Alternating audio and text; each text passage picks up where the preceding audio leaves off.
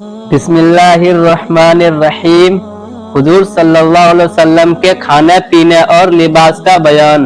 खाने पीने की बात चीजें वो है जिसको हुजूर सल्लल्लाहु अलैहि वसल्लम ने इस्तेमाल किया और बाज ऐसी है कि इनकी आपने तारीफ फरमाई है।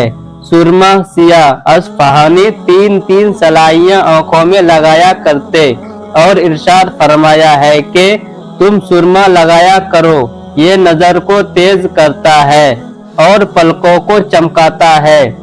प्याज हजरत आयशा रजी अल्लाह ताला अन्हा फरमाती है कि सबसे आखिरी खाने में रसूलुल्लाह सल्लल्लाहु अलैहि वसल्लम के प्याज थी, वो आपने खाई और आपने कच्चा लहसुन और कच्ची प्याज खाकर मस्जिद में दाखिल होने से मना फरमाया है। बस जो कोई प्याज और लहसुन खाए तो पकाकर खाए कि बदबू ना आए।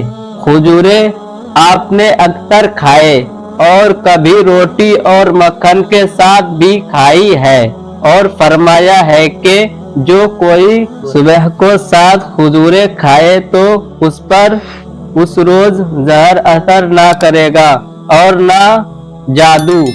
और फरमाया है कि जिस घर में खजूर ना हो उस घर वाले भूखे हैं।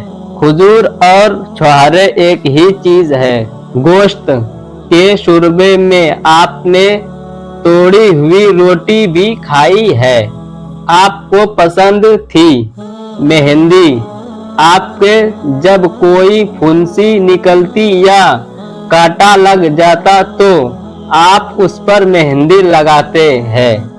कलौंजी आपने फरमाया है कि कलौंजी खाया करो, मौत के सिवा इसमें हर मर्ज की शिफा है।